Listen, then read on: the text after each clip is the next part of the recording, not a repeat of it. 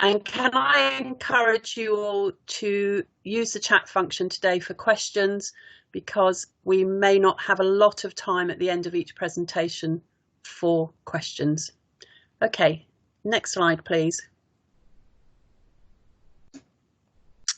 Quick look at the agenda. So we're going to have the national update, and then, as I'm sure a lot of you will be aware, we are going to be focusing today on bereavement, such an important topic for so many of our women, but particularly in the context of the maternal mental health services and how that is going to fit in. And then we're delighted to also have Becky Burgess-Dawson from HEE talking as well today. So as I say, a lot to get through, so let's crack on.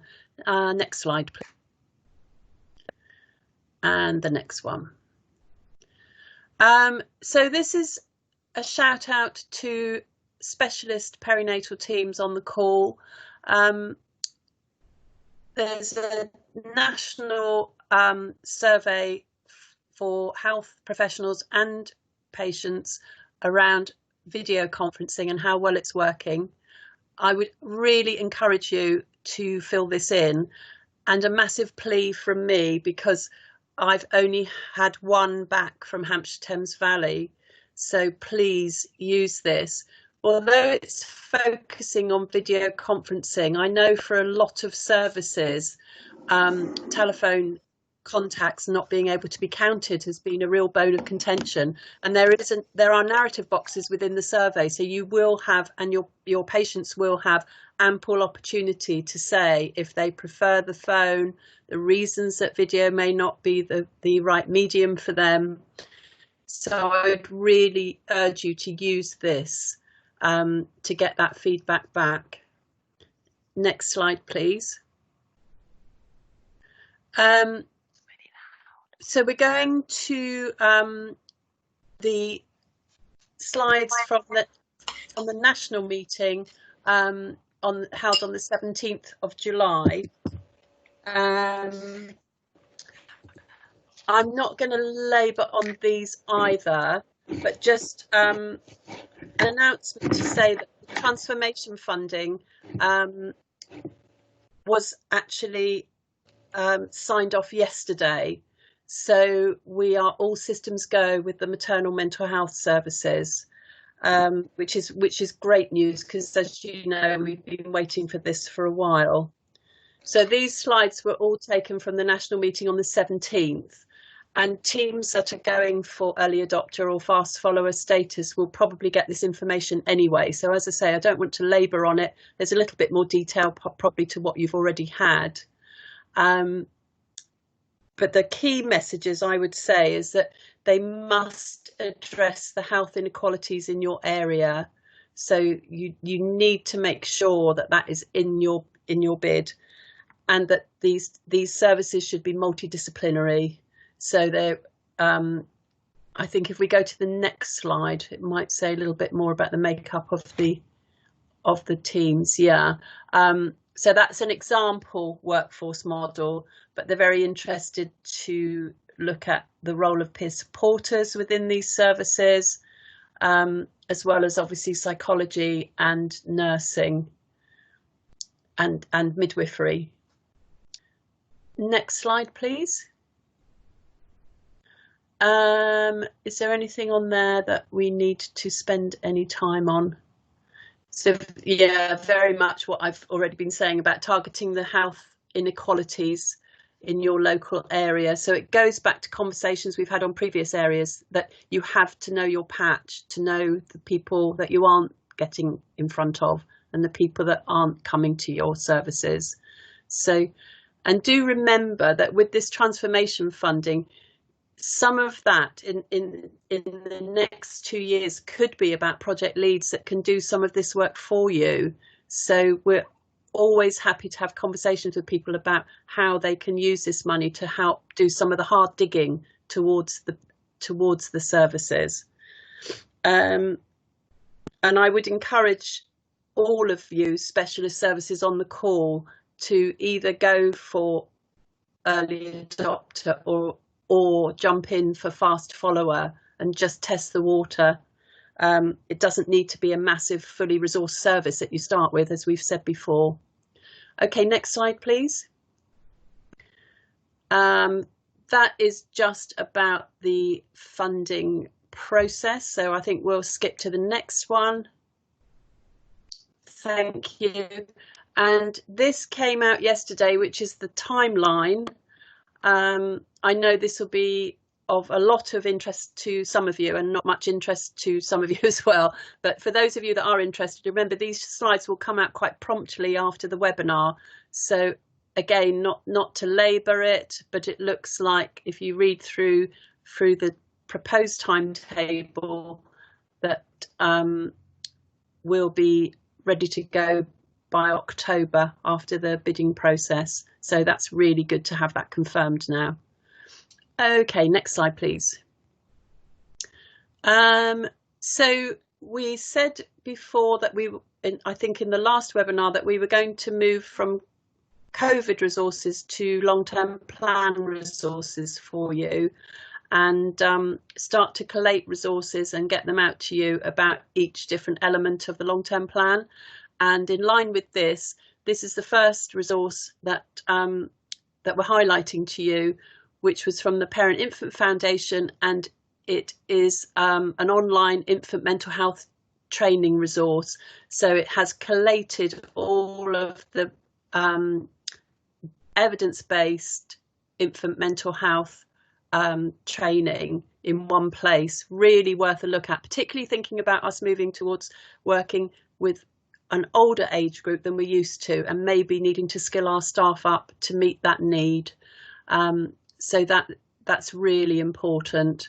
And a lot of the trainings in there are online or free, so quite easily incorporated into your team training schedules.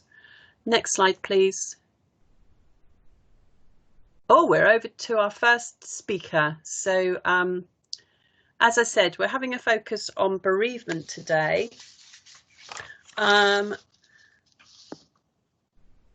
And we really need to think about this area, especially in the context of the maternal mental health services. So to start us off, it gives me such great pleasure to introduce Claire Worgan from SANS, who's going to talk about the National Bereavement Care Pathway. So over to you, Claire.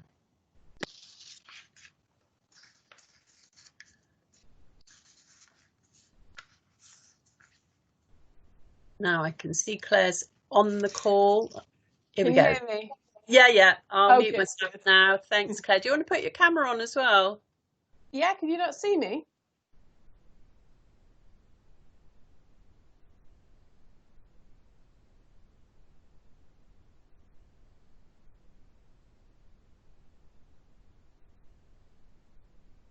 Hi, everyone. Can you see me now? Sorry, can I just check? We can't see you, Claire. Oh.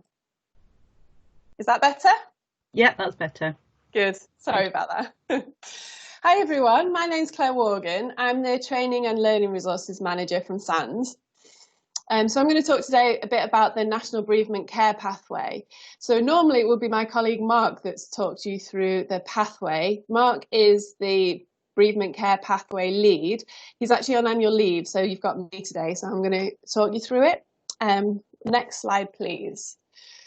So before I go into the details of talking about the pathway and what it involves, and also bits, I'm also going to share today some parent experience and the feedback we've had from parents.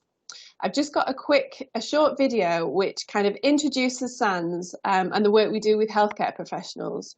So if you have a watch of this first, can we press play?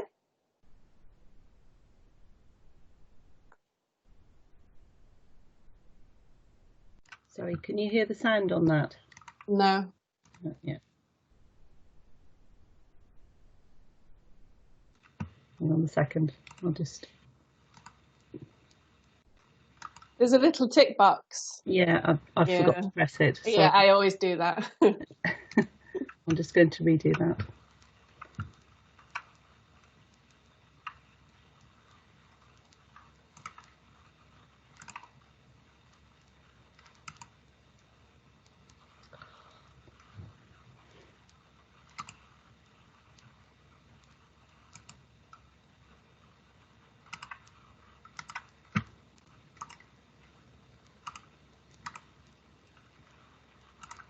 Apologies. SANS is here to support everyone working in hospitals to equip them with the confidence and skills to care for families when the worst happens.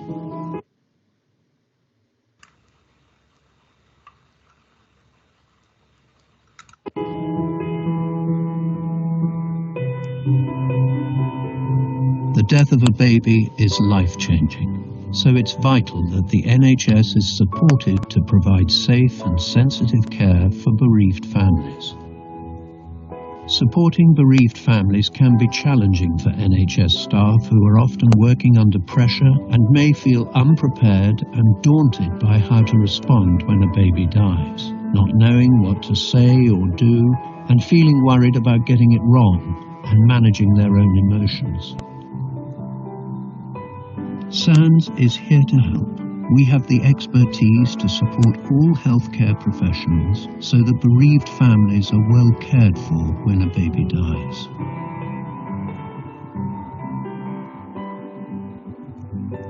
We have a strong track record over many years of providing accredited training, resources, guidance, and a network of supportive colleagues across the NHS. Good care cannot remove a family's pain and grief, but it can have a long-lasting impact on their well-being, helping them continue in life without their much-loved baby.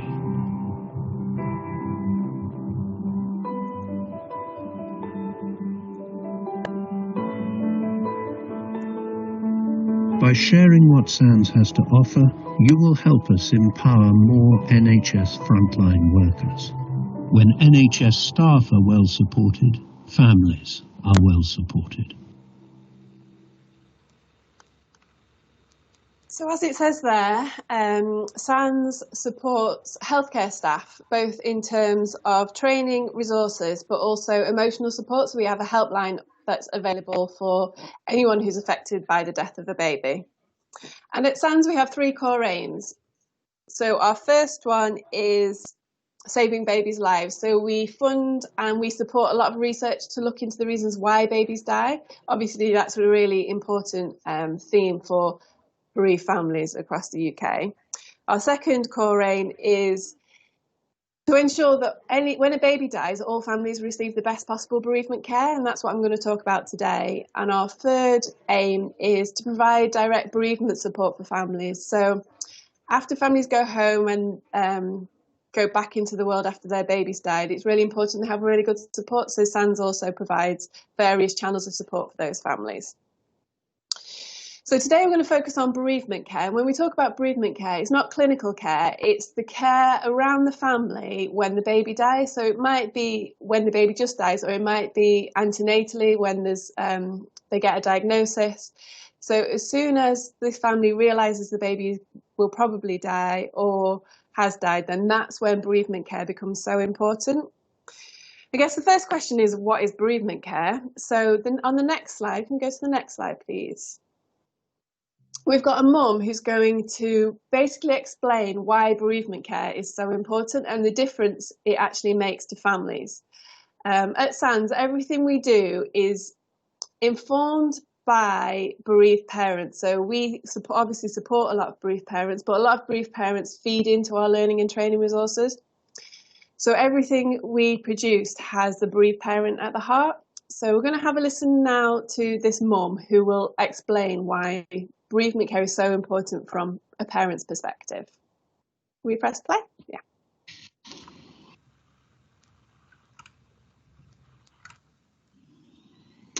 Bereavement care to us as parents was crucial in the way it was handled. Losing a child isn't the norm. It's not the way things should be. It's all your hopes and your future, and you're in a situation which is like a nightmare. Bereavement care and people around you helping or doing what they can to just guide you through the next steps, the next hours, minutes, whatever, is really, I can't stress enough how important that is. And the sensitivity and the care that people give you at that time is something that stays with you all the time, forever. It's not something you ever get over. It's not something you will ever forget, and it will change you.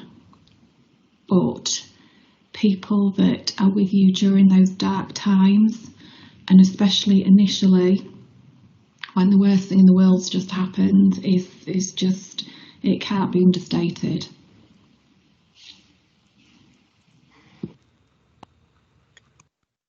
So we heard there from a mum who explained how important bereavement care is from a parent's perspective, and more recently there's more and more research into bereavement care. So if we can go to the next slide, we can see that actually researchers now are basically finding what we've heard, the findings that researchers have are what we've heard from parents for a long time. So when a baby dies, parents are more likely to experience shock, grief, trauma, disbelief and emotional anaesthesia. And the next 2 points. And in the longer term, they're more likely to develop mental health conditions such as depression, anxiety, PTSD and phobias. And if you speak to any bereaved parent, they will talk to you about how their mental health has been affected. But actually, the research is suggesting that actually really good bereavement care when the baby first dies can moderate these immediate and the long-term negative outcomes. So as that mum said there, bereavement care really is important for the well-being of families in the long term, and it affects the whole family. So it's not just the parents that are affected when a baby dies. There are siblings, there could be siblings, there are usually grandparents, aunts and uncles, and the death of a baby will have a lifelong impact on that whole family. There will always be someone missing from that family. So it's really important that we get bereavement care right from the very beginning. Can we go to the next slide? So, an introduction to the National Bereavement Care Pathway. Some of you will be aware of the pathway, some of you will, some of the trusts in your area will be following the pathway. But the pathway was devised in 2017, the all-party parliamentary group in Westminster recognised there was a need for bereavement care to be universally high quality across the country. You found that there was a postcode lottery and it often depended where you lived to what kind of care you received when your baby died. So the aim of the National Bereavement Care Pathway is there to ensure that all bereaved parents are offered equal, high quality, individualised, safe and sensitive care. And at SANS, obviously we care for and we support families primarily through stillbirth and neonatal death. There are other charities, but we will support anyone who's affected by the death of a baby. The National Bereavement Care Pathway, there are actually 5 pathways, and these include all types of loss. So it includes early miscarriage, all miscarriages, ectopic pregnancy and molar pregnancies, stillbirth, neonatal death, termination for fetal anomaly, and also SUDI, so sudden and unexpected death in infancy.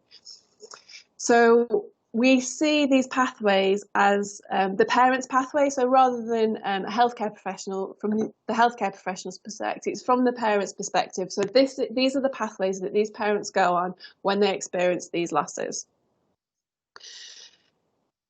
Can we go to the next slide, please? So the National Bereavement Care Pathway, as we said, was devised in 2017. It's been rolled out across the UK. So at the moment, across England and Scotland, not the UK. In England, 50% of trusts are signed up to the pathway and working towards the pathway. In Scotland, we are just piloting the pathway with several boards there. It's not running across Northern Ireland or Wales just yet, but hopefully in the future. And the pathway is led by SANS, so Mark leads it. However, it's very much a collaboration. So we work very closely with all the Royal Colleges that are on the screen there, the various baby loss charities, but also the NHS. So all of the pathways and all of the resources and the development is actually a collaboration. So it means that we're getting input from all the key people, and most vitally at the bottom, as it says there, parents and families. So we have a parent advisory panel on the pathway, and they feed into everything that we do on the pathway. We go to the next slide. So as I said, we've got 5 pathways, but there are 9 key standards that feed through all of these pathways, and these are the 9 standards. So I'm just going to talk you quickly through each of the standards. The first one is informed choice. So when we speak to parents, they will often talk about the choices that they were given when their baby dies and how valuable and how important the options were for them. They talk about options and how grateful they are to have the choices. When someone's pregnant, they often plan what their birth, they might plan what the baby's going to wear, the baby's name. What they don't plan is what they will do if the baby dies. So it's really important that you as healthcare staff know all of the options that are available to parents when a baby dies. And there are a lot of options. Some parents may be obviously making decisions around medical information and medical choices, but actually the choices available to parents include things like memory making, what we're going to come on to now, but also things like various options for support. So taking baby home, funeral arrangements, post-mortem, reviews and investigations. If they're religious, is there a chaplain available or a faith leader available? There are so many options for these families around support, but around practicalities. And one of those key options is the opportunity to make memories, which is the second standard. So all parents will talk about cherished memories that they have with their baby, and the opportunity to make memories is often something that keeps them going through the really tough times of grief. And making memories, these parents are making memories anyway, so it's not really about activities. What it is about allowing parents to have the time and the space to be able to process what's happened to them and spend valuable time with their baby. What we often hear is, so parents obviously usually have a lifetime with their children, but actually these parents have a very short amount of time, so it's a very small amount of time to be able to make as much out of their opportunity as they can. So things such as photographs, videos, handprints and footprints, the SANS memory boxes that are available, and the tangible things that parents can have to take home as memories of their babies, but also the actual time and space. So a lot of parents will bath their babies and dress their babies or sing to their babies, and these are valuable memories that they'll be able to keep hold of. The third standard is a bereavement room. So it's really important to have a space where families, as we've talked about making memories, where families feel safe and secure, where they can process what's happened to them, spend time with their baby, but also be able to process their grief. They'll start to process their grief in the very early days. Grief, as many of you will know, is a long-term thing and it lasts forever. But actually, at the beginning, when the shock and the trauma is happening, then these bereavement rooms can be really helpful. It's a safe space. And it's not just often these bereavement rooms are in maternity areas of the hospital, but actually we recognise that even in gynae wards, so around miscarriage and even in the natal units, it's really important to have a space that parents can go and feel safe and be able to process what's happened. The fourth standard is a bereavement lead. So we think every trust and board should have a bereavement lead who is responsible for these 9 standards, but also responsible for the pathways to ensure that all staff we're going to come on to training, all staff feel prepared and ready to care for bereaved families, and that the processes inside the trusts work and that work well for bereaved families. Bereavement care training is really important. So in my position at SANS, I run the bereavement care training team, and we provide face-to-face workshops where we talk through skills such as communication skills, informed choice. We talk about grief and trauma and recognising and understanding grief and supporting grief.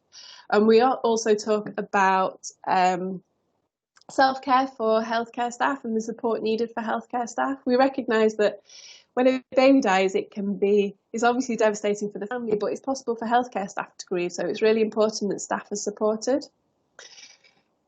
And when we talk about training, it's not just workshops. We also provide webinars. So we do similar things to what you guys are doing today, and also provide a lot of learning resources. So written resources that healthcare staff can read through. Just the idea of the training is to try and inspire people and try and take away some of the fear and some of the, what we often hear from healthcare staff is that they're worried they'll say or do the wrong thing. So we try and help people feel confident that actually they can make a real difference for families, and they do have the skills to do that.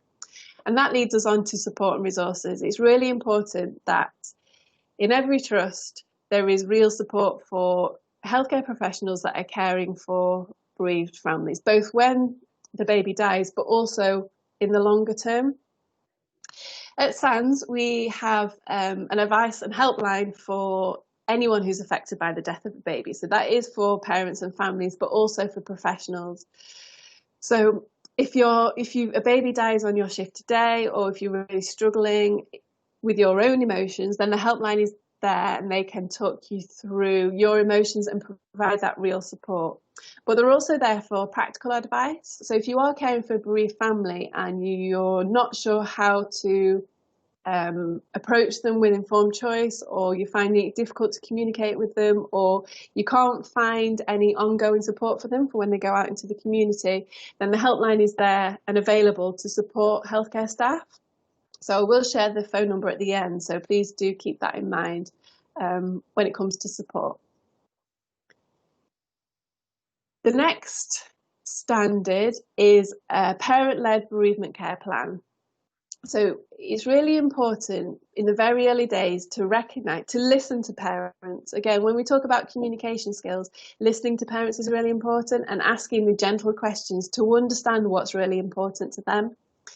So they may have quite strong individual beliefs around birth and death. They may have quite strong religious beliefs or cultural beliefs that have implications around the care that they need. Often birth and death are two very culturally significant times in a family's life, and when the two come together it can be more complicated. So it's really important to try and recognise what's important to that family and build a plan that works for them. So in terms of medical care that you guys will be giving, but in terms of support and options and funeral arrangements and making memories with babies, it's really important that it's parent-led. This is their grief, this is their journey, so it's really important that they are on a path that feels comfortable for them, not something that we as a system feel is the best thing for this parent. It's really important that they go on their own journey.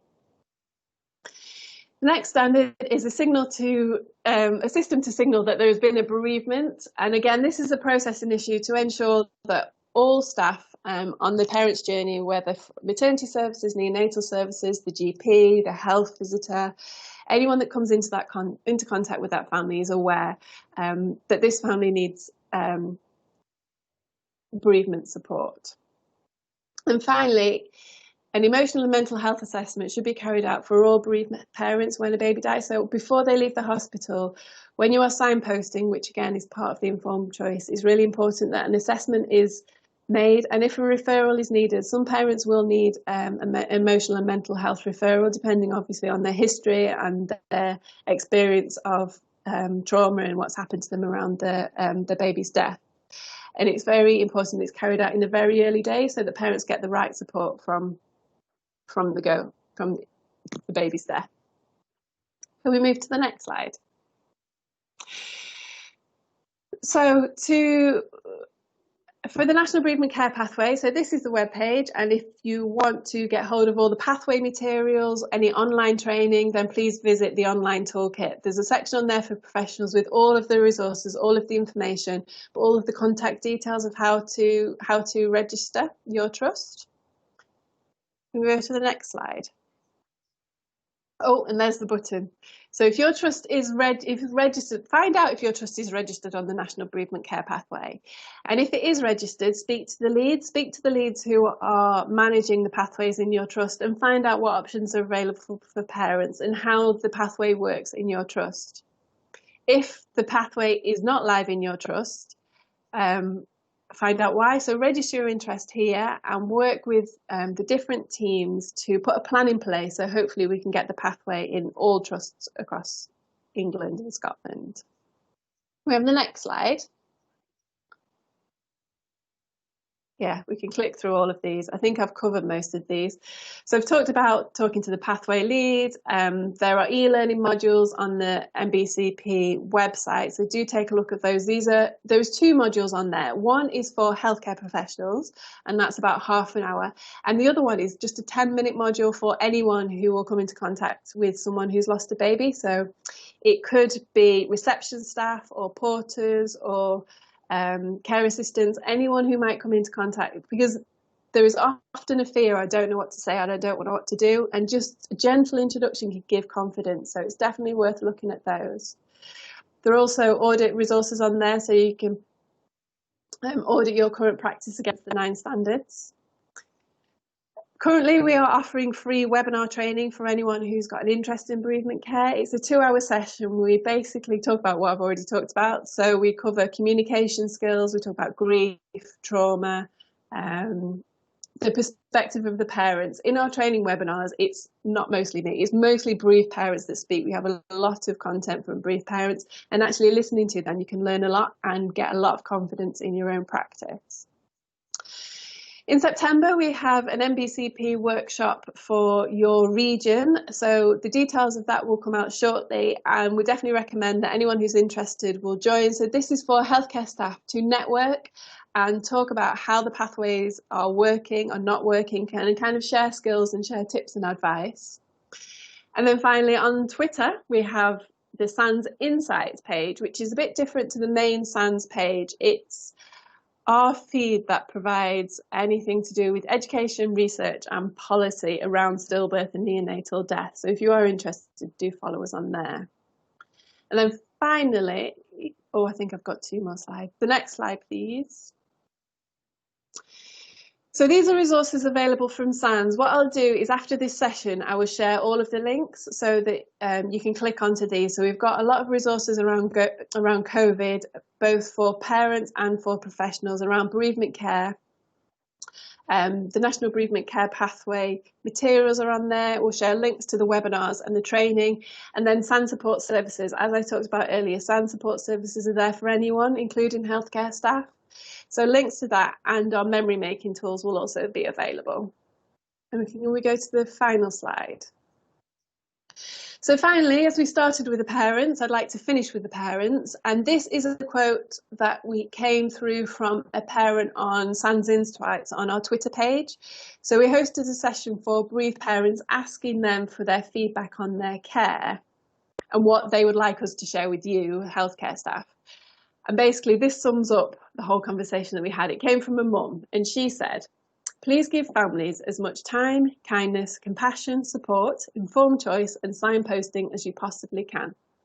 You will only have one chance to help them through this devastating experience, and you have the potential to have a hugely positive impact on them."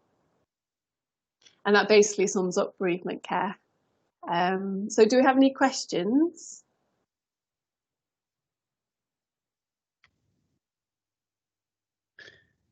Claire, are you able to stay with us for a few minutes? I might direct questions to the chat box. Oh yeah, that's fine. I can answer them in and there. Can you answer? Is that okay? And you can answer any questions in the chat box. But thank you so much for that. I think this is just such an amazing piece of work, and in the light of these new services, the maternal mental health services, which are looking at birth trauma and bereavement, I think it's so important that we don't fill gaps. You know, we should be building on this pathway rather than filling gaps if the pathway isn't in place. So it's so important to make sure that we're working collaboratively to make sure this is in place, and then we build from that with anything new. Yeah, because there are so many resources there in the pathway. So yeah, that can feed into everything that you guys do. Brilliant.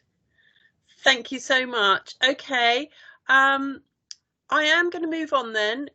I hope not with sort of indecent haste, but we do, as I keep saying, have a lot to get through today. So I'm again, really delighted to introduce Lindsay Imbert and Kirsty Brown from UHS Southampton. And this is really to show us what good bereavement care looks like in practice. And these are award-winning bereavement midwives. So over to you, Lindsay and Kirsty. Hello. So it's just myself, it's just Kirsty here today because Lindsay is on annual leave, lucky thing with this lovely weather we've got coming up. So just me today, but we presented this as a duo at the RCM Awards when we attended our presentation in January. And we were very lucky and very proud to have been awarded the Excellence in Bereavement Care at this year's awards. Obviously missed out on the actual ceremony, which we were disappointed about, but received this beautiful trophy and lots of support and recognition from our colleagues around the region. So today we thought we would present to you the presentation that we did back in January, because we felt that really showcased what we do as a service for our women and families in our region. So next slide, please.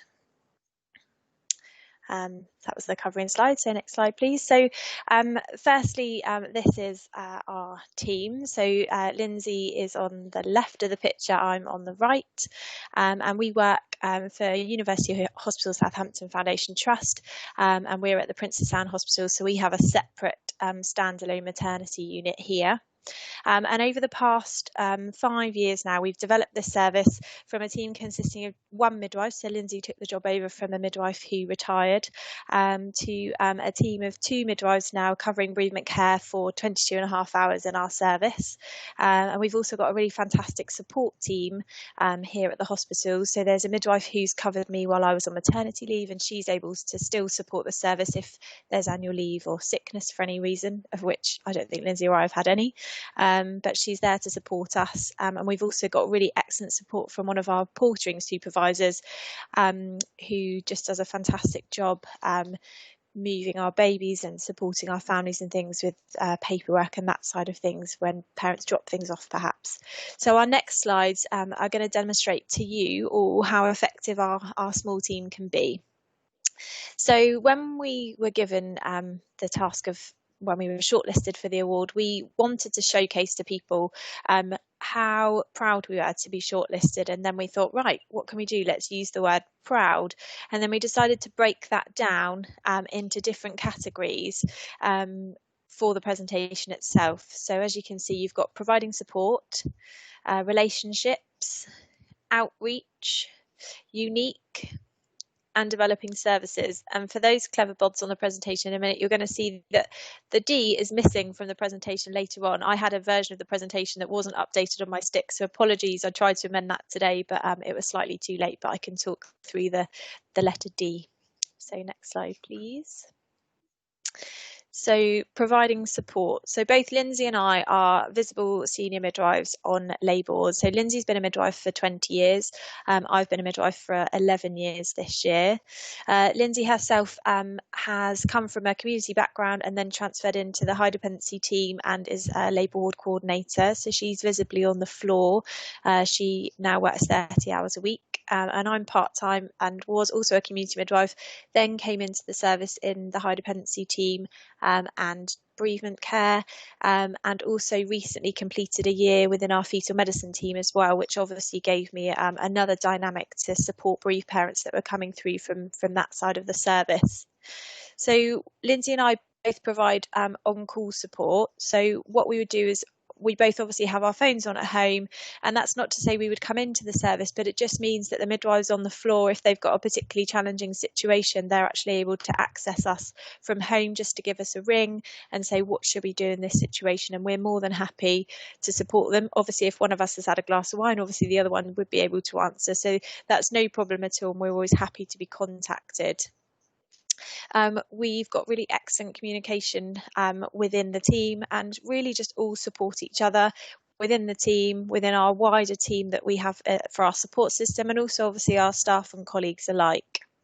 As we said already, because we are a standalone unit, it means that we're on a separate side to our mortuary with a road in between, and this road can be very challenging at times.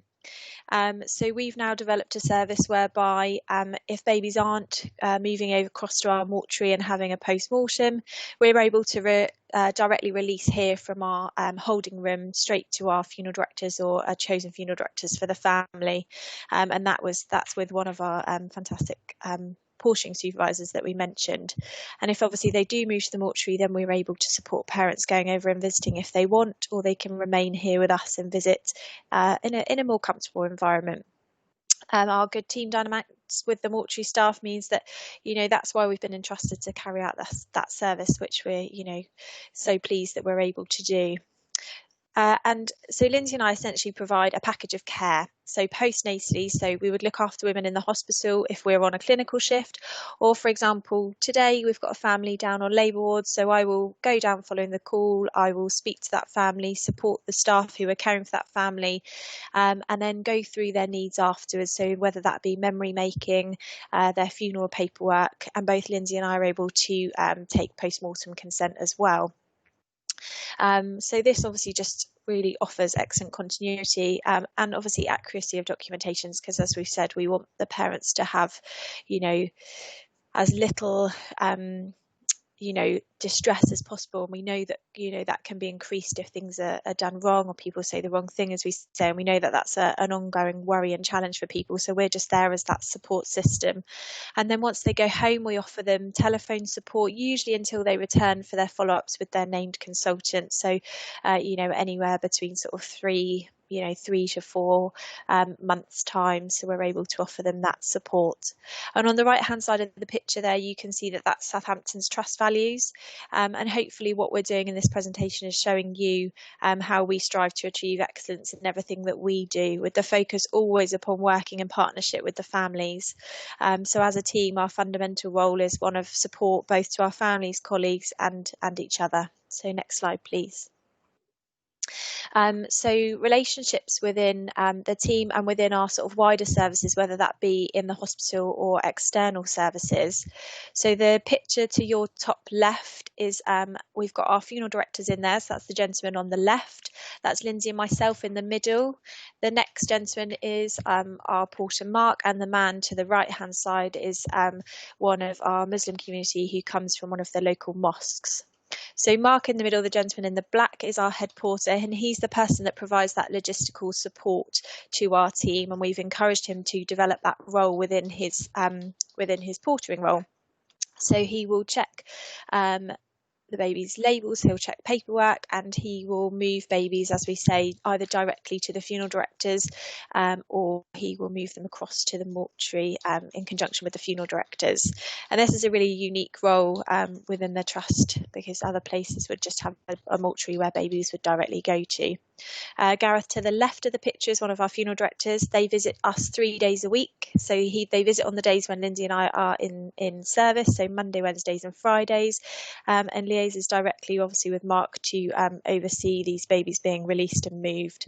The relationship that we've got just means that we're able to contact him wherever needed. So if, for example, we had a baby that needed to move over the road, if the parents wanted to view over in the mortuary, or they decided that they did want a post-mortem, they are fantastic and would come back and move babies even if they've been sometimes already that day.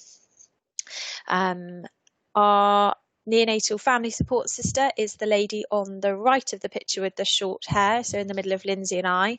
So she's the family support sister for the neonatal unit. So essentially she does our job within the unit, but we obviously have a really close relationship with her, meeting with her a couple of times a month just to talk through any families potentially that we've had sort of cross involvement with.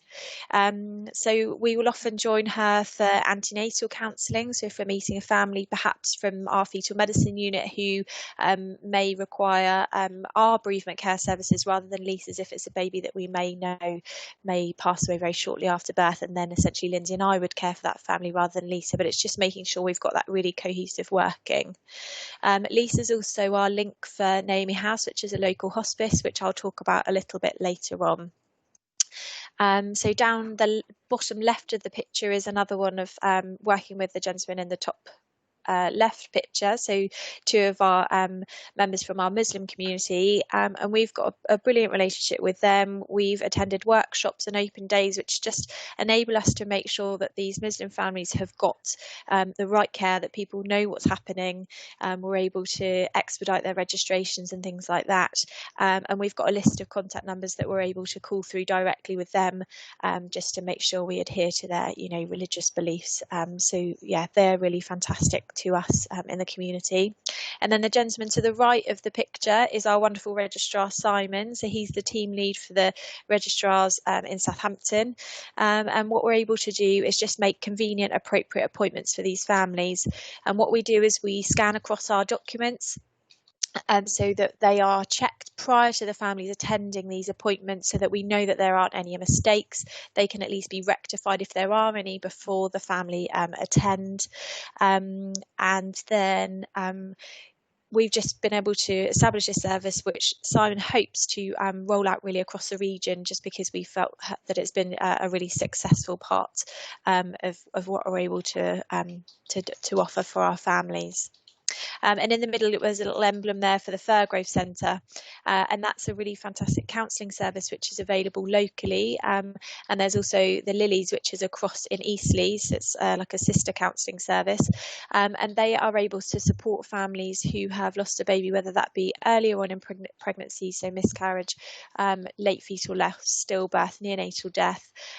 They obviously have a slightly longer wait list at the moment, COVID related, but it is a charity. They don't ask for any money from parents directly. We know that they get a lot of support from our parents who've then accessed their services, who want to fundraise for them, which is brilliant. And the feedback we have from the women and families that attend their services are amazing, and they'll support those families for as long as they need to. So continuity, obviously at the bottom of the picture there, showing that all of these services that we offer, we're regularly in partnership and regularly in discussion with all of these services, having meetings with them regularly, just really making sure that we are positively enhancing those family experiences during these extremely difficult times. So next slide, please.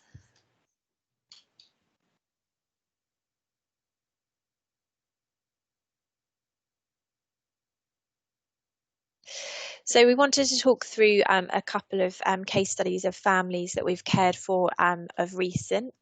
So that's obviously the O part of our proud word, so the outreach service. We've got the Naomi House Hospice, which is a service that's available locally. And what we've been able to do is establish a link whereby families are able to access their support if they've had a stillbirth over 36 weeks. And Lisa, as I mentioned, as our family care sister, works at that hospice 1 day a week, so she's able to support that liaison out to the service. So the first family that we cared for are a family that I actually met whilst I was undertaking my fetal medicine secondment that I carried out last year. So I met with them antenatally. This baby was known to have trisomy 18, but the family had decided that they wanted to continue and be able to meet their little boy at whatever stage in pregnancy that was going to be. And he made his arrival just over 36 weeks. Mum went into spontaneous labour, and she did indeed give birth to a stillborn baby. But they were able to spend some time here with us at the hospital, making memories, and then they transferred across to Naomi House Hospice. And actually what they had initially decided in the morning was that they weren't going to, they wanted to stay with us, but it was only later that day that they decided that they wanted to. But because we always say that whatever the families want, we try to do wherever possible. So I ended up staying later that day to make sure that we were able to achieve that. So it was phone calls sort of 5-6 o'clock that evening to make sure that we could get them to that place where they could make those really special memories. And they were able to spend 3 days with him there, making memories, taking him for walks, bathing him, and doing all those, wonderful things that they wanted to do. And we had such fantastic feedback from them saying what a fantastic opportunity that it was. Next slide, please. And then the family in the picture here. So this is Jess and Hugo and their little boy Hugo, sorry, Adam is her husband, and then this is little Hector.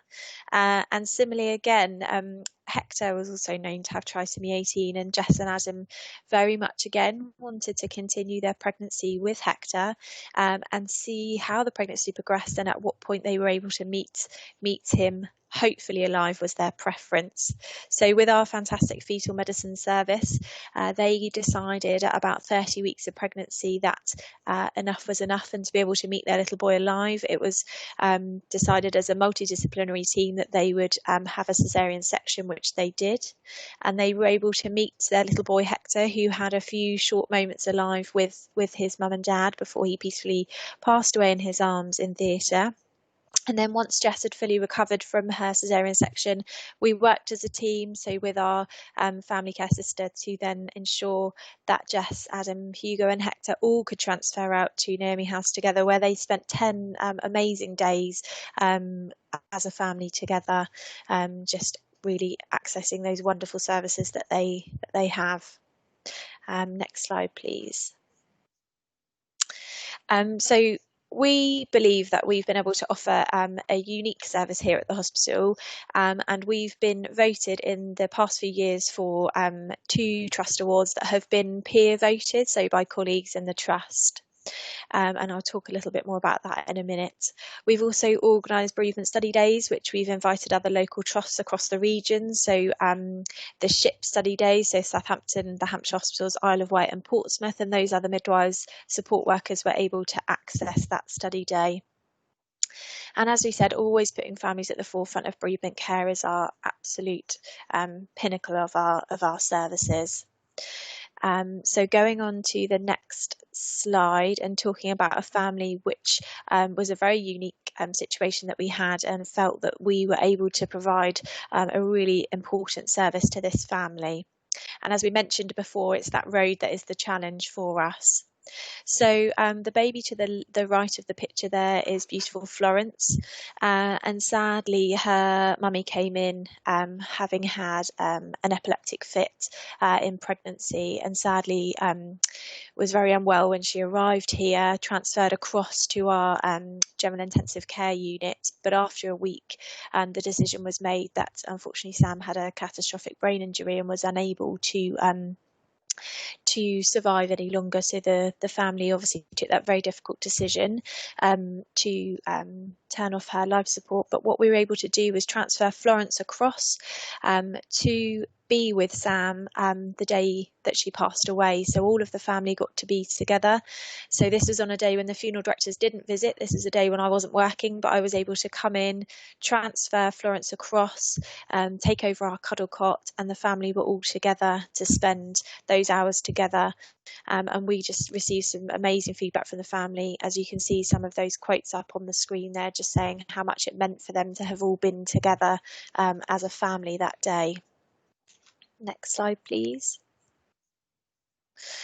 So as we said, following the challenges that we'd faced with that particular case, along with obviously the team that we've managed to evolve into over the last couple of years, we were awarded both Team of the Year, which we won for the Trust. That was a couple of years ago. And then subsequently the following year, I was also awarded the Chief Executive's Employee of the Year, and was runner-up at the award ceremonies for both of those. And then obviously the fantastic award that we won, here it is again, for the RCM Awards this year. So we are truly blessed to have been recognised, both locally and nationally. So before we go to the next slide, there obviously should be a D here, and apologies that there isn't. But the developing services slide was us saying really what we wanted to look to do in the future. We've been really fortunate enough to have received really regular ongoing funds from our families that we support. And since we've been in service, we've been able to quadruple this fund that we've had.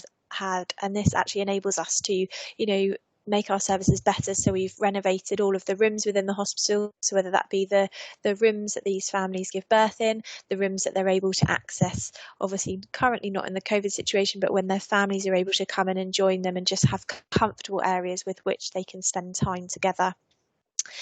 We've also had midwives that have accessed and been able to fundraise for us. So we had 2 midwives that climbed Kilimanjaro in Tanzania and raised funds for us to add an additional room on our labour ward for these families to spend time, whether that be during the day, if their induction, or their family spending time nearby.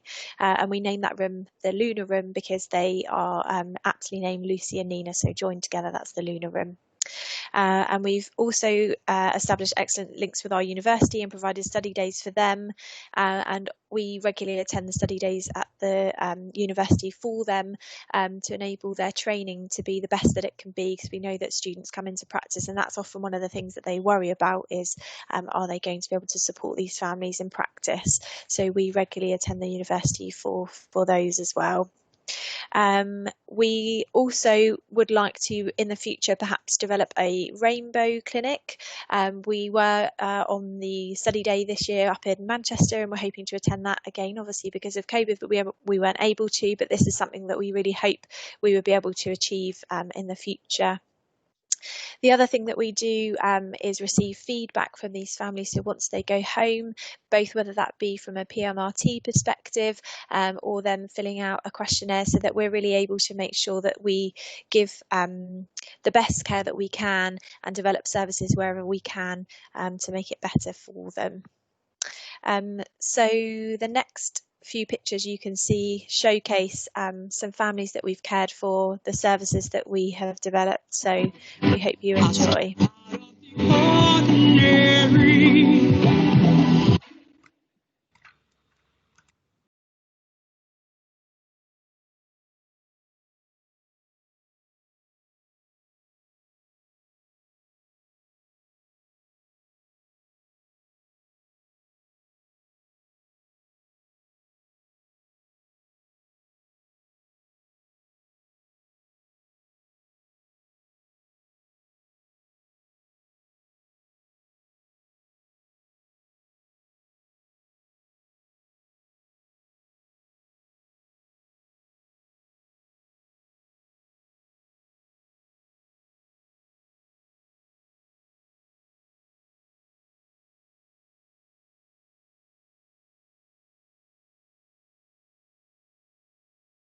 Step out of the ordinary. So thank you very much for all listening today. That was obviously a double act when we originally did the presentation. So so apologies for it just being me today. Hopefully I did it justice. But yeah, thank you very much all for listening. I don't know if anyone's got any questions at all, or you said about popping them in the message box. If not, yeah. Wow, I'm not normally lost for words, as those on the call that know me will know, but that was amazing. And thanks, Jenny. Thank you so much.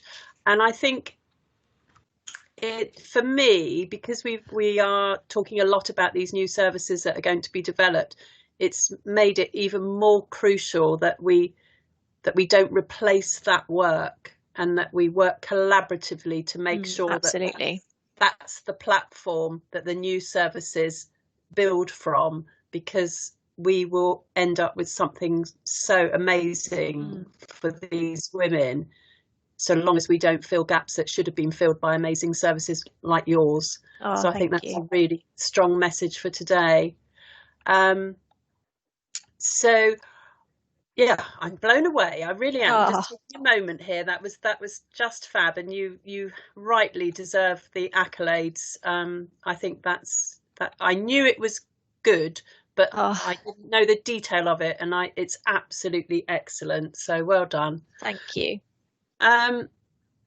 So I'm taking a breath, and I am now going to encourage you to put any questions in the chat box if you're okay to answer them for the next few minutes. Is that okay?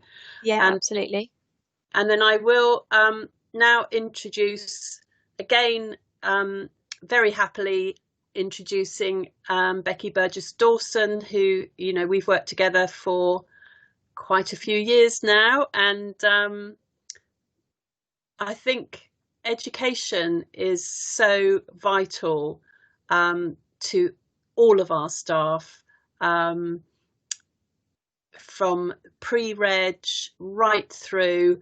And I think the role of Health Education England is one that sometimes we don't always think about, because sometimes they can be a bit in the background.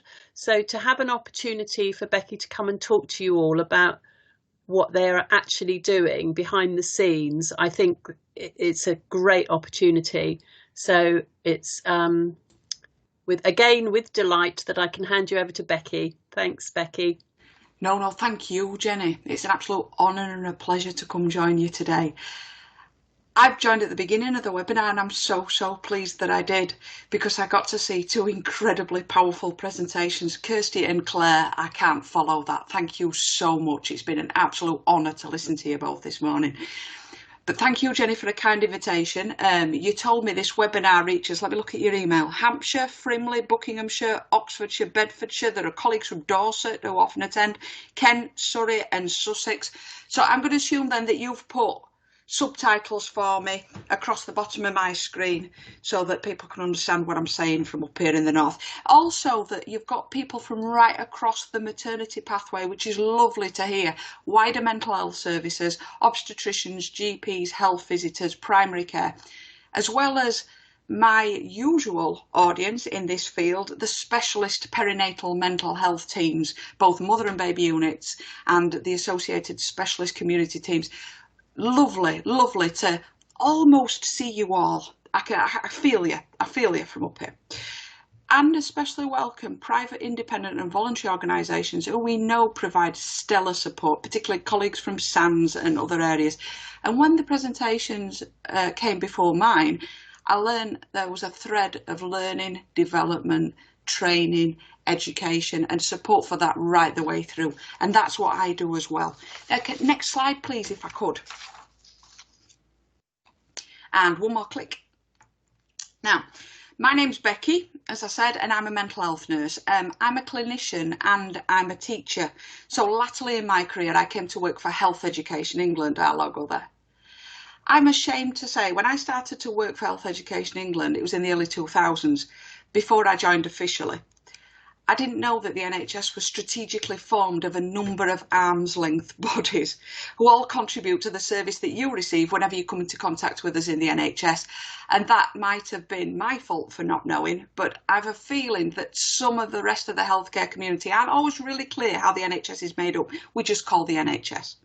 In Health Education England terms, people often think that we organise the training of doctors. Some think that I need to find thousands more nurses and hire them from somewhere.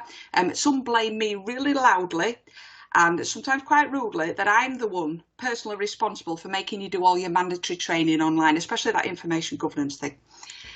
And as usual, the truth is threaded through the middle of all of that. We're the part of the NHS concerned with its people. And if you click the slide again and click the slide one more time, that's wonderful.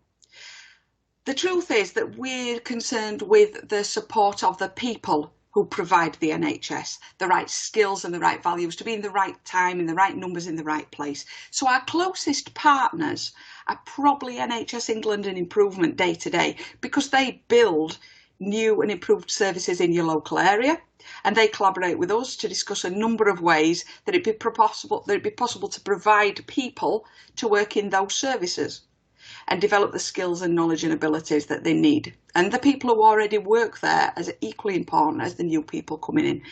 For the last few years, there's been nowhere with more rapid expansion than the field of perinatal mental health care. Please, by all means, click with the slide again. As I said, I'm a mental health nurse by trade, and I'm working my way up to my third decade in the NHS. And early in my career, specialist perinatal mental health care did exist, but the focus was on treatment for a mother. There still wasn't that full and really deep understanding that relationship between families and babies is fundamental to effectively help the mother. So rarely inpatient facilities existed for mums and babies, but they often meant admission over 100 miles from home. So fathers, partners, nanas, grandmas, other carers who desperately need help and support to understand their role, they can often feel abandoned. Treatment for mum, even then, was perhaps admission to a local general mental health facility where people like me, compassionate but very ill-prepared professionals, would comfort people who believed that not only had they got terrible guilt about being mentally unwell, but they now got terrible guilt believing that they'd abandoned their baby, as well as needing treatment for a mental health issue.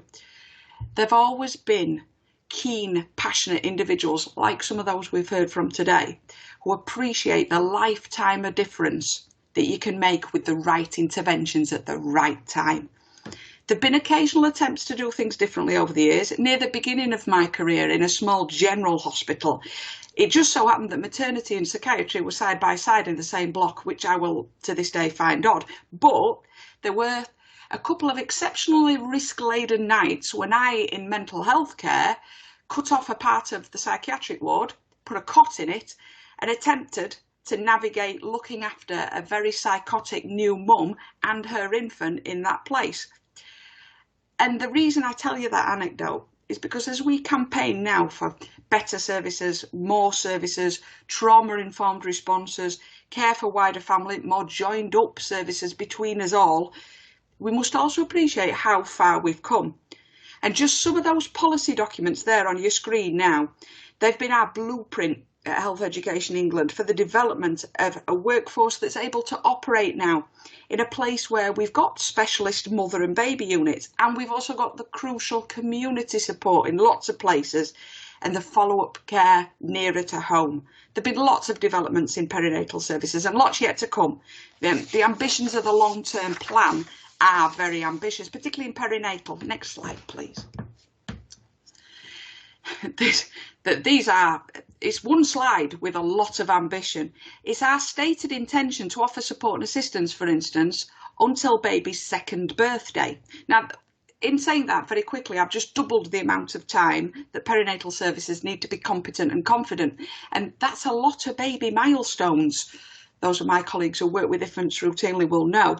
And we've also doubled the patient population because we've said that an assessment of caregivers, other caregivers, fathers, partners, other primary family members, it's now appreciated as being an essential part of an holistic care plan. So people need the skills to be able to engage with wider family teams from the outset. One of the important interventions when we're engaging with people is the provision of the right type of psychological support. This enables families to become independent and flourish, and it also can prevent a deterioration before people need specialist support in the first place. Being able to bond with your infant when you're mentally unwell yourself, it's really hard. And someone helping you to do that will need a specific set of knowledge and abilities to be able to support that process being effective.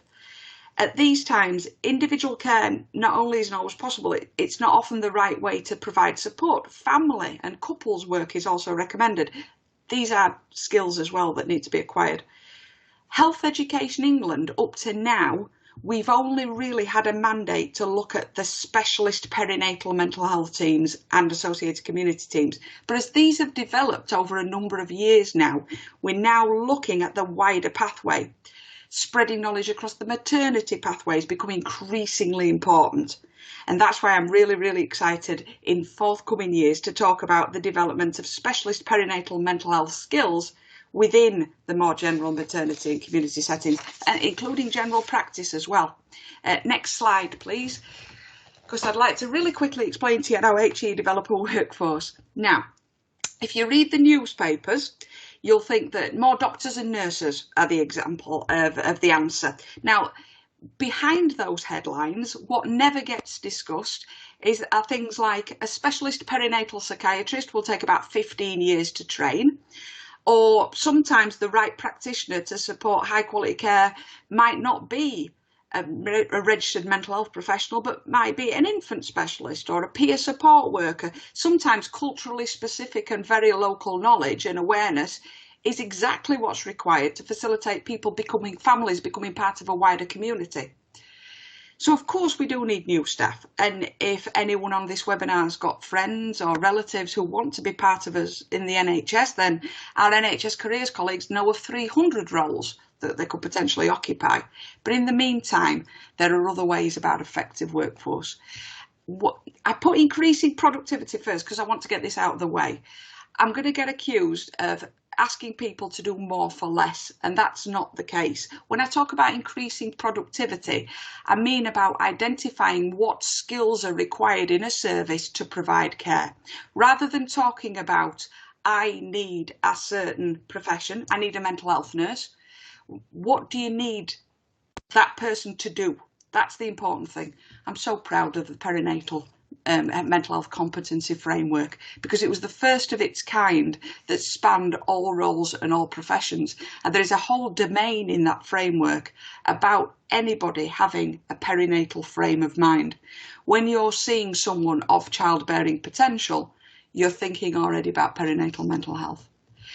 The next thing is about increasing attractiveness and reducing the attrition in the profession, because one of the difficulties is in health and social care, very often professionals on this call will advise me, but you really didn't know what you were letting yourself in for before you started working within health or social care. It was only along the journey that you hopefully realised that it was the job for you.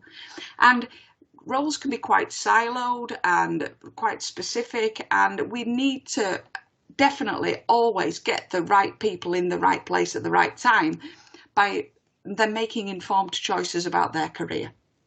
Having said that, we always need new staff. People do get to retire, people do get to occupy other roles over time, so more of the traditional roles and more new roles are really, really important. I don't deny that. And there are new roles that are very much fewer than there are new job titles, but things like nurses associates, physicians associates, assistant practitioners in the psychological therapies, advanced practitioner roles, specialist roles, these are all really, really important for us moving forward, as well as people crossing boundaries. So staff that come from areas that aren't traditionally mental health can be upskilled, reskilled, or moved around the system to provide the right intervention at the right time. I particularly warmly welcome colleagues like nursery nurses to the mental health sphere. The perinatal mental health is the one place where the care of an infant is as important as the care of an adult in the same moment. And so I welcome all our infant practitioner colleagues. Can I have the next slide, please? So when we talk about roles, we talk more now about interventions to reach that increasing number of people down the wider end of the scale at the bottom of the slide on the right. Hopefully to, in many cases, prevent them from becoming more chronically or more acutely unwell. The difficulty is, and please forgive me, when I say medical interventions, I don't mean doctors. I mean those practical compensatory interventions that have a medical angle, whether it be psychologically or physically, to provide treatment. And nursing interventions, it's just the same. These don't have to be conducted by nurses very, very often, but we call them nursing in the kind of compensatory caregiving kind of provision. And the same with the others, occupational, psychological. Care coordination, I think in this field, is the skills in that area are very, very important, because not only there's the potential to cross NHS divides between acute care and mental health care, but joined up working and liaison between things like education, social care, community care, and private, independent and voluntary organisations who provide crucial roles. This requires some skills in being able to coordinate a package. I know colleagues who presented before me will know about that. And like I said before, the idea that in specialist mental health care we have specific infant nursing interventions makes it quite a unique environment, and we always need to map out skills there. Next again, please. By all means, continue to click right the way around this circle, because this is all the kind of stuff we can do to inform the system within Health Education England. That's it. Thank you. So there are the main roles where we get involved.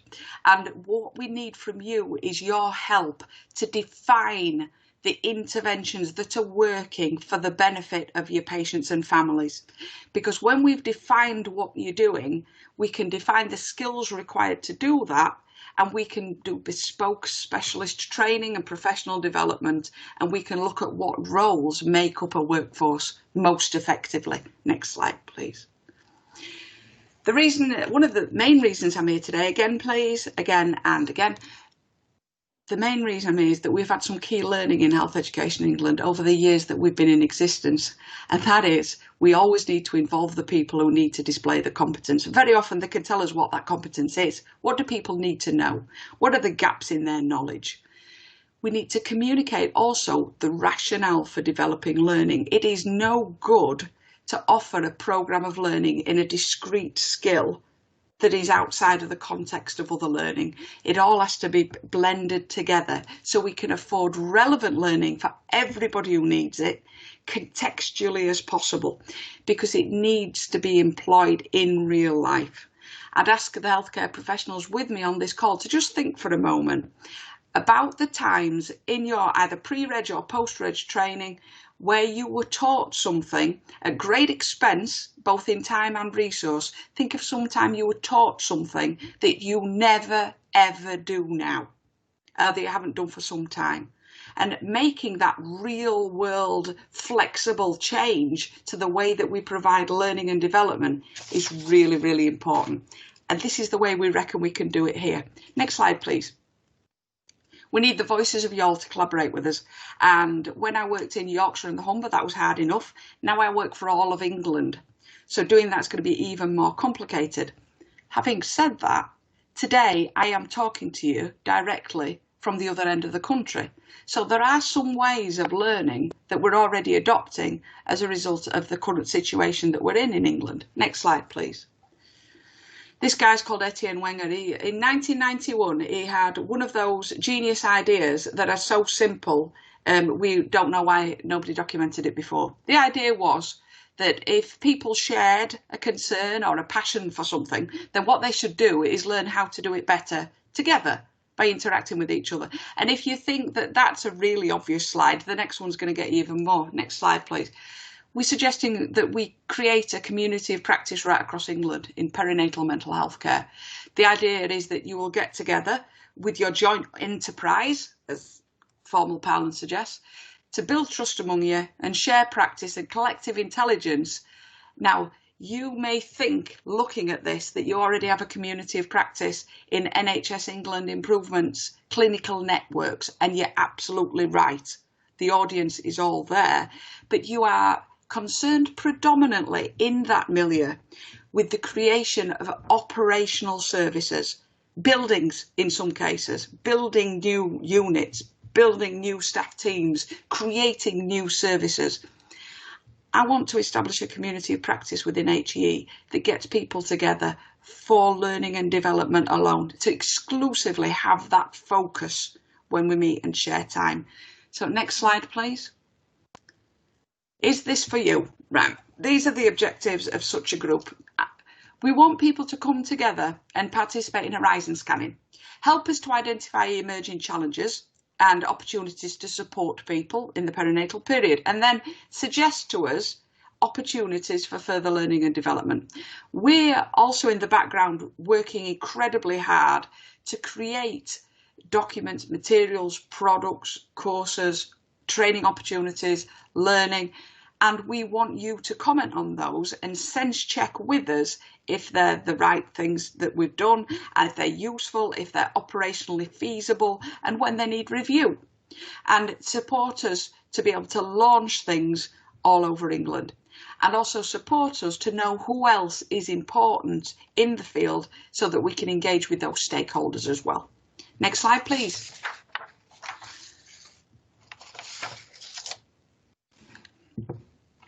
I don't know about you, but I've got delay on next slide.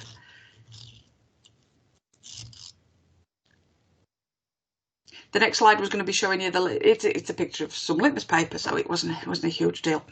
The idea is it be the litmus test for us. Does what we're doing in HEE, does it work? Is it practically useful for you all across England? Because I know there are local and regional variations in services, and that's quite right. Your service in your area is for your community, and it needs to meet the needs of your community. Next slide, please. If I've whet your appetite and you're interested, click please, then we're going to have a webinar in September, in early September, and I would love to hear from you if you want to be in that webinar. and we can present to you the work that we've done so far, and we can give you some ideas of the work we think that we need to do. We welcome anybody with an interest in perinatal mental health to come. I think people will be self-selecting in this regard. If they have an interest in the care of people in the perinatal period, then please come join us.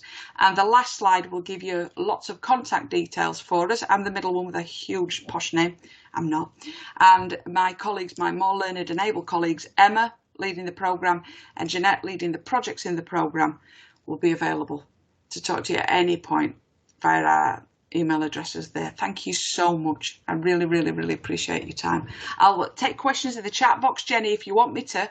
Otherwise, if there's anything further, I know the slides will be disseminated as well, won't they? So people don't have to scribble down my massively long name.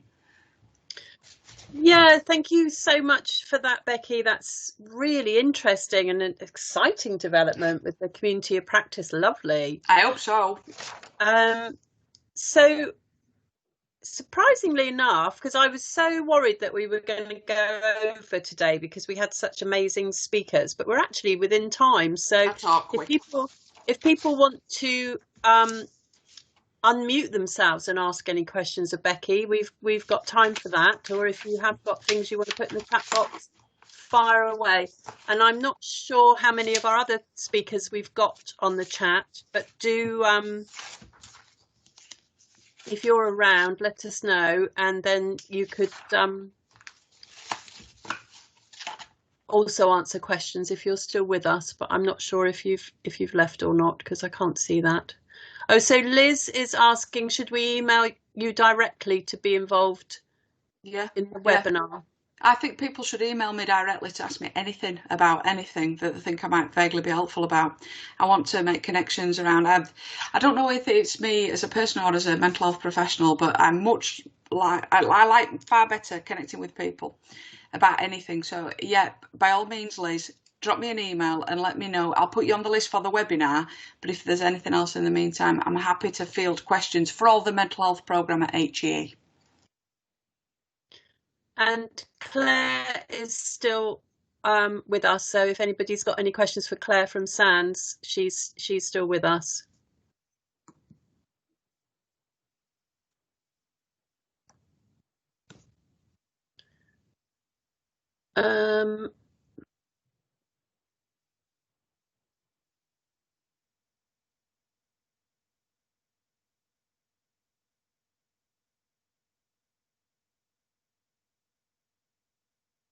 Okay, so having gained ourselves a bit of time, we've everybody's gone a bit quiet on us, but I think I can understand why. There's so much to think about from today's presentations. So if there aren't any further questions, just a reminder for the August webinar, we're going to be focusing on the long-term plan and again thinking about those hard to reach groups, although as you know I don't like that name. I think it's more like hard to access services. So could we just go back a slide, back that one, thank you. So this is just a heads up that in August 1 we will also be premiering our video on CPTSD, which some of you may have already seen because it was shown on the national perinatal course in early July, but we're going to premiere it, and then once it's been shown on the webinar you'll be able to use that for any education purposes where you might find it useful. So that's coming in August. Okay, next one please. And you know this bit that we'll share all the slides, so we'll share them as soon as possible for you. And the last one for today is just about next time, so that's when it is, 26th of August. And just a heads up that we have got Ruth Guest confirmed as a speaker, who has done some amazing work with the armed forces And as we are a region that has a large military and naval presence, I think it's really important that we think about how we reach out to those women who are often find it really hard to access services. So that's one of the things coming up next month, and the film, and there'll be some other, obviously, agenda items as well. Okay, everyone, so thank you very much for today, and 5 minutes early. I'm very surprised. We'll call it a day. I don't think I've missed anything in the chat box, hopefully. So, yeah. Okay, thanks, everyone. Glad it was enjoyed. It looks like the feedback is good, so good. I'm glad we're on the money for everyone. Thanks.